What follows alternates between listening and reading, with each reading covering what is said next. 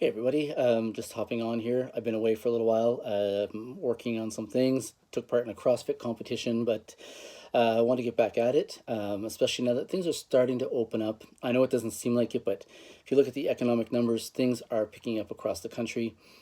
Our industry, my industry in hospitality, still struggling, still lagging behind, but I do believe brighter days are ahead. And what I want to come on and talk about tonight are some things that I've been hearing throughout the industry that really concern me as we're trying to get back to a spot of some sort of normalcy. And that's the anger and the frustration of people looking at coming back to work. And it really it gives me pause to think about where that's coming from.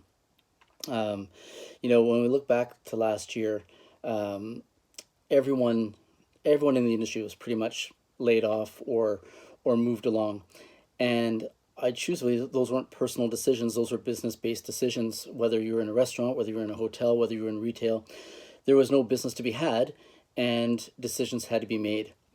And as I listen to people as they're being called back, saying, I'm not going to go back and work like I used to work, or I'm really angry at my company, or I'm really angry at my boss, I reflect on, like, where does that actually come from? you know, I was laid off, and was I angry at the time? 100%. But I quickly realized as I looked around the world, it's what was I to do? There was no business coming in, and same thing in all the restaurants. There was no people going out. So how does an owner of a restaurant employ its management team, employ its servers, employ its bussers to do what exactly? No revenue coming in is no revenue to pay for those wages, to pay the rent, etc., etc. Now, I will say, you know, can you be upset or should you be upset? I mean, I will never say you can or should be. Those are your personal, they are our personal decisions and choices. But, can you be upset at how it was handled or how it was done? Absolutely. You know, is it okay to broach those conversations if you have that relationship with your bosses or your coworkers? Absolutely. Because it can be viewed and used as a potential learning tool and a growth opportunity for everyone along the way. You know, I know for myself, in the days where I had to start making those phone calls, I had never made that many phone calls in my lifetime, and I'm sure I did not handle them all well. And I'm prepared to have those conversations because I had never done that before. Have had I laid people off? Yes. Have I had to let people go? Yes. Is it fun? No. Does it eat at you? Yes. But when you're doing multiple at a time, at some, unfortunately one or two is going to get through there, and it's not going to go well, and it may leave a sour taste in people's mouths. And those conversations, I think, are fine to have, because if you as the individual that feels that way, you're getting something off your chest, and the person that had to deliver the news can learn from that experience and become better communicator, better manager. But to come in just carte blanche saying, you know what, I'm angry at my boss, I'm angry at my company, and they're not going to get what I used to get or what they used to get from me. And I think that's a really dangerous path to go down, because in a lot of ways, especially in management, a lot of the reason that you got to where you are is through the hard work and the dedication and the hours that you put in. Am I saying the hours are always great? They are not. No. Do I think there can be a better balance? 100%. But to go in with that negative attitude, I think, can be very detrimental to people's careers, because as we come out of this, there are a number of people that will be looking for work that will put their hand up and say, I'm willing to do that, and I won't complain. I'm just happy to have a job. And I think people need to be cognizant of that, because even though we're coming out of this, and employers and owners of restaurants, hotels, food service are going to be empathetic to what is going on, there will eventually be a line in the sand drawn where it's going to be like, all right, you're not producing, and I understand it's, you're coming back after a long time off, but now the rubber needs to hit the road, because everyone above you has deliverables that are relying on you, and because you're head down, moping, angry, you're not performing, and it's time to go. And if people think that they're going to coast for 6 to 8 months on the post pandemic, woe is me, it's not going to happen. And if it does happen, good for you. But I'd probably be looking at getting out of that restaurant or company, because that's not sustainable. I just don't see how that is sustainable at all. You know, do for me personally, you know, do I want to be working more? 100%. Do I think I can contribute more? 100%. Am I saying that because I'm angry at my employer or anything like that? Not at all. I say that because I know what I can do. I know what I've done in the past.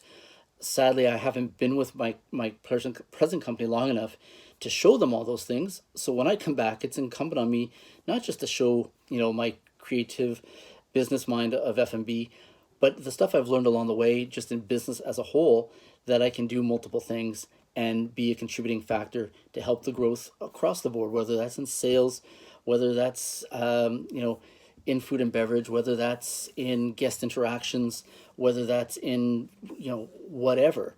There's many things that I can bring to the table, and that's what I'll do. I choose to go into it with that mindset. I'll be the best F&B professional that I know how to be, but I'll be the best team player and the best manager that I can be. And I really hope people take that approach and take that on.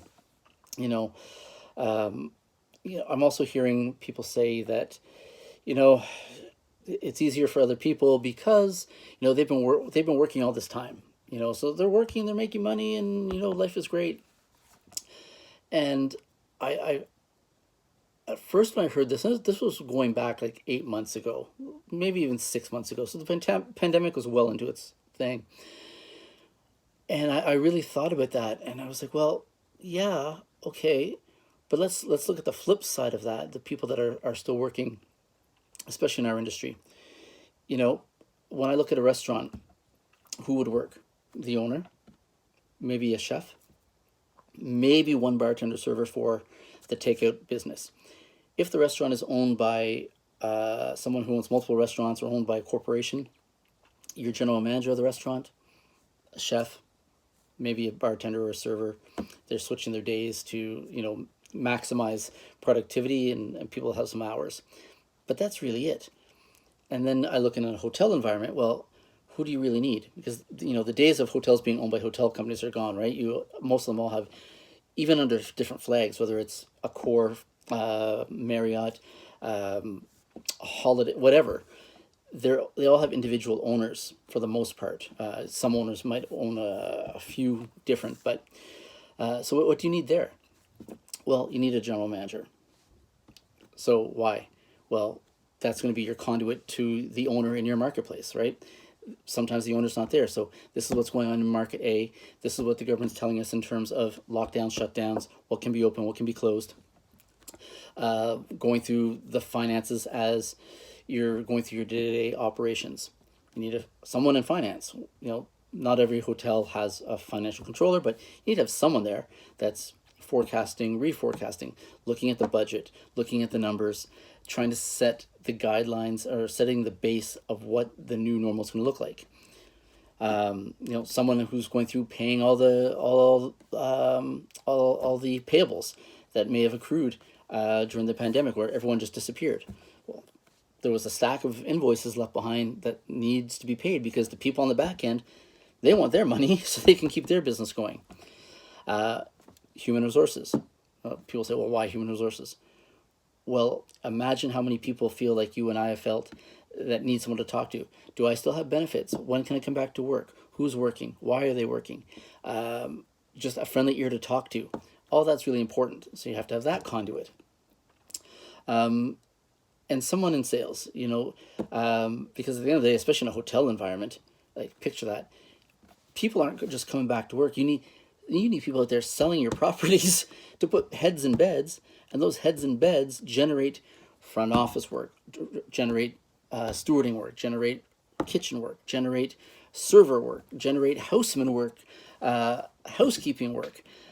But if there isn't a team or a person out there actively selling and promoting what you're doing in your marketplace, there's nothing coming in to justify people being there. And so the reason I lay that back groundwork is so the people that have been working, let's think back to post-pandemic, all those different positions that I just mentioned. What did they have? A support, a management support structure you could delegate things to. You could assign your deliverables to, and then it was incumbent on everyone else to deliver those back to he or she in a timely manner. Well, without all those, guess who's been doing it? Those individuals. In restaurants, those individuals. Well, their work hours, I'm sure, have gone up. The stress level has gone up. We're not privy to know what's going on in people's homes, nor should we be. But we can't just say that, well, I've been off and this is how I feel, even though we're entitled to feel that way, without looking at what's the flip side look like. Yes, people have been working, but what's the impact been on them? Maybe weighing on, oh my gosh, I wonder how associate or employee A, B, C are doing. Oh my gosh, my partner, my wife, my husband, so angry at me because I'm working so much. I'm attached to my BlackBerry more than I ever have been. Well, oh my God, I now need to do this task, which I haven't done in 20 years because I've delegated it to other people, and now I have to scramble to figure out how to do that. So there's pressures all across the board. So, I just urge us all as we come back to work, be mindful. We've all suffered. Don't come back angry. Come back enthused. Come back with ideas. Come back regenerated, rejuvenated, knowing, and I know as you come back, there's going to be things, that aren't going to be smooth. And I hope that in every establishment that you all work in, that you have receptive managers and owners in whatever you work in that help you make that transition. But as you're transitioning back in, transition with a positive mindset. Because going in negative will just breed negativity. And I'm telling you that it won't last long before you're moved out, depending on what environment you're in. It's so key. Just remember those things, right? It's hard. It's been hard on everyone. I know it. You know it. You feel it. But we have to be cognizant that we don't know the whole picture. We haven't been involved in the whole picture. I haven't been involved in the whole picture where I work. Not angry about it. It is what it is. It's a global pandemic that's affected so many people that I choose for myself to think of, okay, what can I do to be productive and to help get us back? And I think the more of us that do that, the stronger our industry is going to be. If we all go in, I hate how I was treated, I hate this, I hate that, I'm going to be so angry, I'm not going to work those hours. The climb back for our industry is going to be even harder and even longer. So keep those things in mind. I'm not saying you're not entitled to how you feel. I'm entitled to how I feel, and some days are better than others, truthfully, but I choose to see the positivity and doing what I can to make the best of a bad situation, and that when I do come back, that I make it the best I can be. And for me, my goals when I go back is I want to have the best product, bar none, in the city / country, and that's what I'm going to strive to do. And whatever role you play in your restaurant or in your hotel, please try to take that same mindset. The worst thing that can happen is you don't maybe achieve it, but you'll learn so much on that path of growth and positivity. I do believe that. So hang in there, guys. We're coming to it. Stay strong, stay positive.